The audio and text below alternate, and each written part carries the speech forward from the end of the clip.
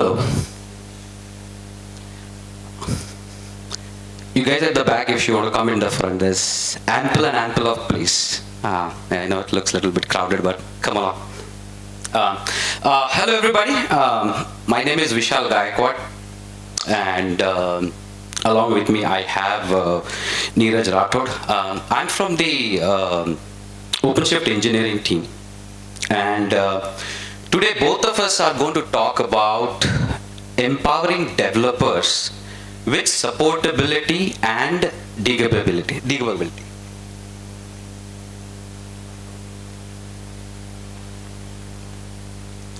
Okay, let me give you a little bit of context. When I talk about supportability and debuggability, what does that really mean, right? I'm not even sure whether these two terms are interchangeable or not, right? If you simply go and talk about supportability as per Wikipedia, the definition is pretty apt.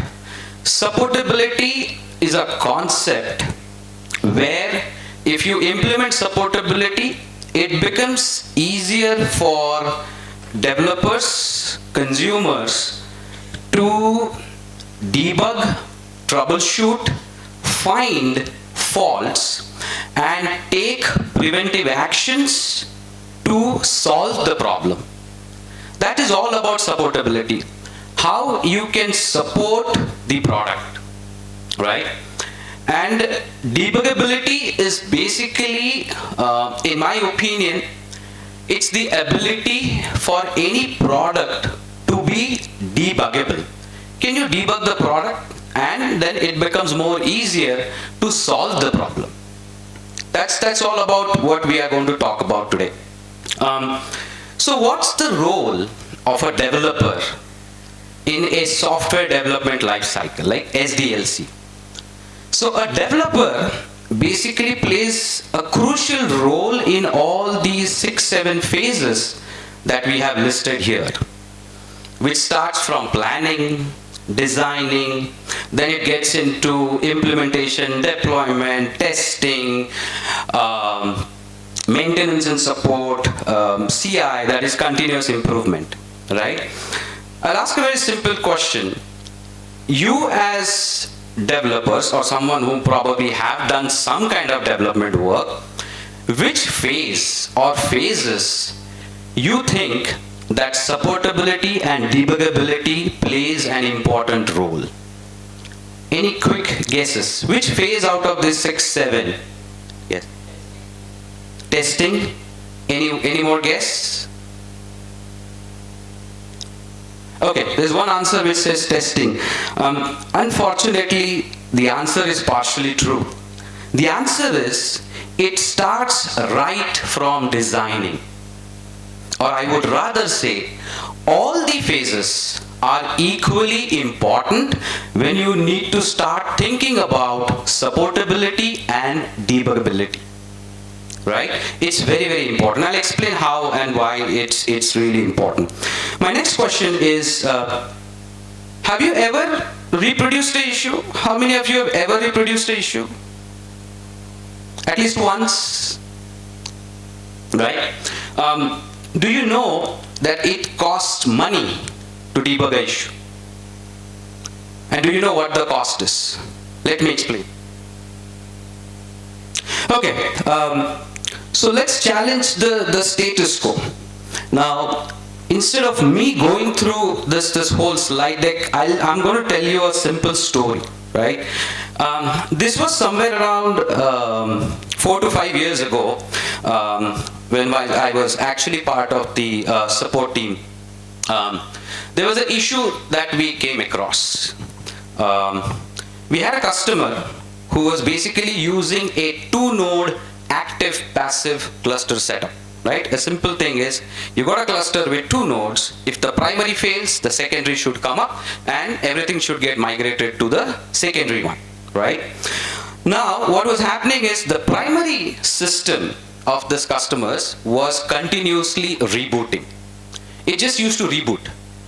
So the customer was not really happy. He came to us and basically we started troubleshooting, right? What was the problem? The problem basically in couple of to and fro information, we were able to figure out that the system used to reboot because of the CPU spike. Right? So cluster being cluster, the fencing mechanism comes into picture. If there is a high load on the server will reboot. Right? So what was causing the CPU spike? Again, to and fro information. We basically asked the customer, hey, why don't you go ahead and collect these logs, reproduce the problem, and give us the logs back. This is a production system. The customer is running one of the most crucial core banking application which supports most of the banks in India. It's basically a transactional application where you use to transfer money. Right? It was so crucial. Production system where we had no choice, right? Say by design or whatever, they didn't have a lot of staging or testing environment, so we had to troubleshoot everything on production.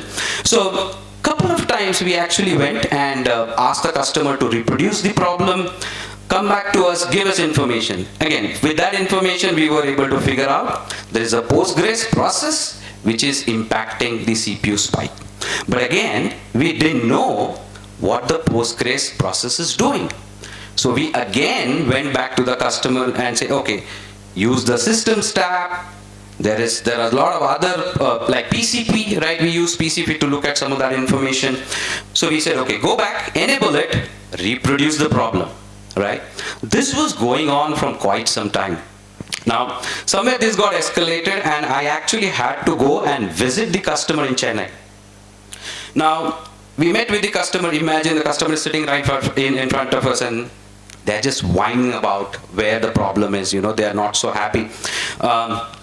Towards the end of the day, with all the conversations and everything, towards the end of the day, while I was stepping out of the door, the customer actually, he was holding my hand, and his last few statements, which was actually a turning point, he said, Vishal, I understand this is a software. It is faulty, it is buggy, right? So I don't have a problem with that. I know somewhere down the line we are going to solve the problem. But the actual issue is, you folks are asking me to troubleshoot and reproduce the problem again and again. This being a primary system which basically handles millions of transactions every second, every minute. And if I reproduce, that means I have to take the system down, again get it up. Imagine in 1 minute how much of the cost that is being lost. When I heard the number, I was stunned. He was basically talking in millions, right? And that's where what struck me is, it's very easy for us to ask somebody to reproduce, or even for us, right? As a developer, when we encounter an issue, we try to reproduce, right? And we figure out, we look at the code and then we try to figure out, then we start putting a debugger, right? And then we do a lot of things. It costs time. Time is money, right? So it is very, very important. So if you look at the impact out of this whole thing, what has happened? Negative impact, revenue loss, high regression risk and reduced system stability, poor user experience, that increases the support cost, and higher cost of ownership and longer time of resolution, right? So it is very painful for the customer to go through this process. Now let me invite my friend Neeraj, who's going to talk about what we did after that, coming back at Red Hat, what was the next step. Here you go, Neeraj. Thanks, Vishal. Hello everyone, my name is Neeraj Rathod and I'm one of the senior managers with Red Hat support team here in India. I think Vishal gave a nice intro on what is required from our developers. However, to give you a bit more insight on the instance that he called out, right? I would like to say that any product that we have for an open source organization or any product-based organization, they are not far away from changes, right? And most of the time, these changes are quite progressive and very promising. And that's why we bring in those changes, right? That's why we think that there has to be a change in the product. However, not always such changes are far away from small disasters, or I would say opportunities that come along the way. And what we need to do is ensure that while we are looking into all those aspects, we create a product which is much more viable, probably have more debuggability involved so that it can be taken forward better. Just to give you an example, it's a very simple one and which is very latest as well. So I think all of you might have already heard about Red Hat OpenShift, right? It's a Kubernetes-based platform that we provide to our customers. However, networking becomes a very core component for this OpenShift. As we all agree, why we use networking is so that there is a seamless communication happening between containers, services, or any other devices that we have in place. Now to do this, Red Hat introduced SDN. Now, if you ask me, was SDN good enough? Yes, initially, it solved the purpose. However, organization keeps building up, right? They keep looking into new aspect of things. And that's where, when organizations started moving into multi-cloud and hybrid cloud environments, they needed a robust communication of the networking part of things. And unfortunately, we saw that SDN was unable to meet it, and that's where there was a need of looking something better, and we got an OVNK, right? And OVNK replaced SDN over a period of time, which helped solve the purpose. Now this seems quite simple. This seems like, amazing transition. All you have to do is just ask your customer, integrate this feature, ask your customer to go ahead and upgrade it, right? However, it's not so simple as well, right? We saw a number of issues coming up, and from the support perspective, it gets tad too difficult to understand and start looking into these trends over a period of time. However, what we did is we started analyzing all these pain points, started forming stories through Jiras, and working collaboratively with engineering team around the supportability and debuggability part of it, ensuring that we go ahead and fix it. Now, what it presents is, while we did everything for our customers, unfortunately over a period of time, customer loses faith in what they have and what we have to offer. And that's where I think being reactive doesn't help, and developers plays a crucial role in terms of determining what we want to offer to our customers. Next, thank you. Now here's the call to action for our developers. Rather than going here, I think I would like to stress upon few things which was spoken early in the morning. There was one thing that someone said is, if you share, it's always good, because people can understand what's lacking, and then you can go ahead and imbibe those things in your learning. That's where customer scenarios plays a pivotal role in terms of understanding the challenges that we have already seen and taking into the consideration into our development phase. Apart from it, as Vishal rightly mentioned, when it comes to building a code, build simple, build effective, but start building it from the design stage to when you're writing the code, right? It never stops.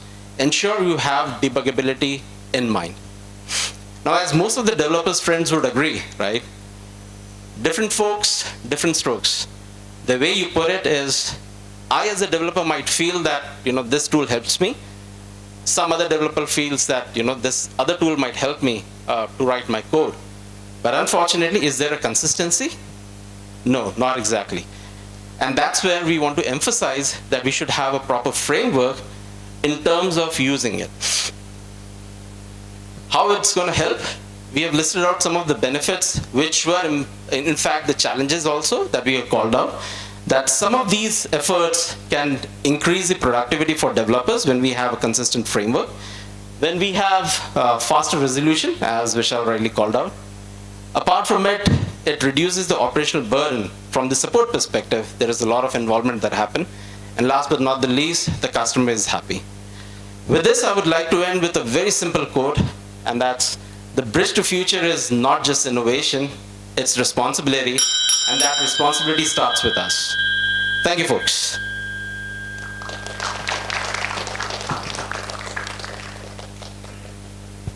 Any questions if anybody have?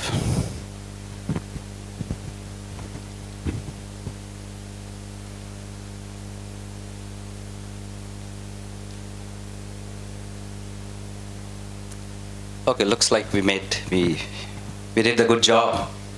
There are no questions. Good. Thank you so much, everybody, for listening.